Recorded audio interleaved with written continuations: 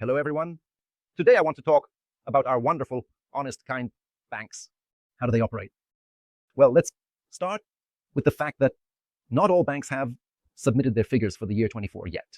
But JP Morgan, one of the largest banks in America, has submitted its figures. It earned 18 billion for the year 24, which is 1% more than their previous year. So that is 18 billion was earned by just one of the hundreds of American banks. Let's figure out how banks make money.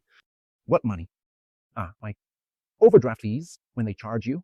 When you don't have money in your account, you buy something and don't manage to cover this negative balance. They charge you $35 to $40 in fees.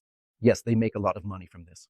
The year before last, in 23rd year, banks earned, if I'm not mistaken, but this figure needs to be verified, about $35 billion, all US banks, just from overdraft fees. Well, we'll get through that. Moving on. What is fractional reserve? And how do banks make money? And how do banks issue loans? Until the year 20, banks were required to hold a 10% reserve when issuing a loan. That is, if you brought your hard-earned money to the bank, say $100, the bank could issue $1,000 in loans against those $100. But let's continue. After the year 20, the reserve was reduced to zero.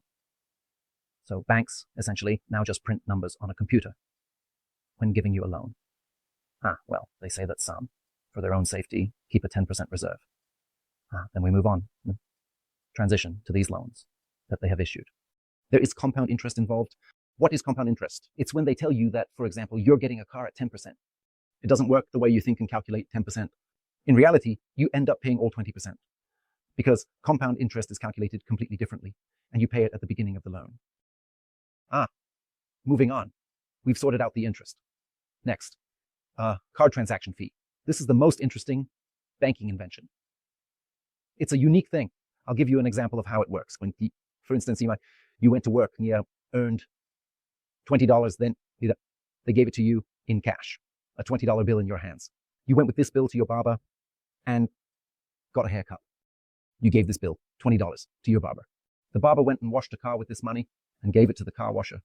The car washer went and bought meat at the market, gave it to the butcher, and the butcher then has the same $20 bill.